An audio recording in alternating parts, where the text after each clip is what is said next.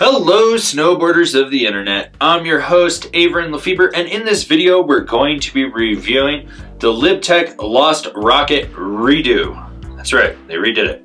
This board features Mervin's Directional C3, so what you get is a longer flat section in the nose, then it comes up into that new age camber with a slight hinge point right between the feet, and then you've got a smaller flat section in the tail. This is going to give you that load, pop, snap, and drive of traditional camber, but you're going to have ease of entry in and out of turns from that flat section, as well as more optimal powder float. This board is available in 152.5, 157.5, and 161.5. I rode this board at Arapahoe Basin on what can best be described as a surprise powder day, so you had overcast skies, slightly cooler temps, about 10 inches of fresh pow on top of chop, chunder, a little bit of ice, and there were some soft groomers in spots, and I rode it with my Rome Black Label bindings and my K2 Thraxis boots. Obviously this has a fully directional freeride flex, so what you get is a softer nose that stiffens up right before the front insert pack. It stays at that stiffness to just outside the rear insert pack, and then the tail gets a little bit stiffer.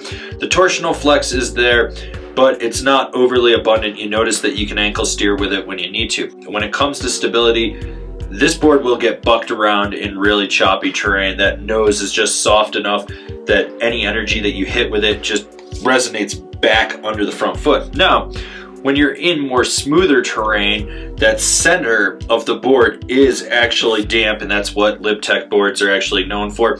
This will actually plow through medium chop pretty well. It's just that nose tends to get bucked around when you yeehaw Leroy Jenkins right into something.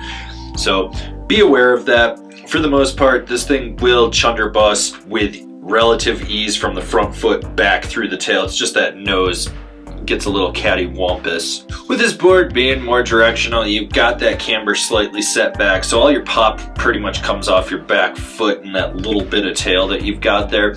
What you put in is what you get out. It's got enough pop to let you porpoise through snow and kind of pop off a roller, but it's not the snappiest deck out there. When you're trying to really boost a side hit into some pow, you got to be calculated. You got to put a little more effort into it.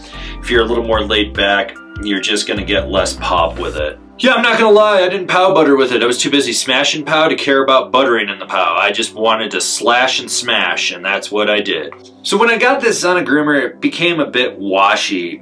It's got a slow edge-to-edge engagement, and even when you're driving your knee into the center of that C3 camber profile to push off the tail, you don't pick up any extra speed or power. It just stays locked in on edge. I know that they market this as a board that can carve, but realistically it's designed for deep days pow smashing. Like riding 10 inches of pow, this thing was phenomenal. I'd get it on a groomer and I'd be like, okay, mellow carves, here I come till I get back to the chairlift. That's really what it was good at. It's just one of those boards that it just doesn't have a lot of power to drive it for a carve. It's really designed for flotation. Who's this board for? The medium to deep day powder chaser. So one thing I noticed with this board was that I actually got back leg burn, which with most pow boards I'm riding these days, I don't really get that, so that was kind of a bit of a surprise. The other thing is the nose is so soft that when you get into choppy terrain, it gets bucked around and you feel it. But when you're in fresh, untracked terrain, this board's absolutely phenomenal. You're slashing and you're smashing. At the end of the day, it was kind of a middle of the road powder board. It didn't really stand out as being overly exceptional, but it wasn't bad. Like if I was only riding fresh pow with this thing, I'd be totally happy with it. But since it was spring and the snow got lumpy and warm as everyone else showed up, and you're cutting through people's lines, it was getting choppy, so you get bucked around with it. And it's one of those things where, you know, you were feeling it at the end of the day. Comparable boards, the Rosinal Sashimi, the Capitan Navigator, the Signal Tail Gunner. Binding recommendations, the Bent Metal Action, the Rome Vice, the K2 lineup. This has been my review of the LibTech Lost Rocket. Do you agree? Do you disagree? Do you own one? Are you gonna buy one? Leave me a comment down below. Let's have a conversation about this snowboard.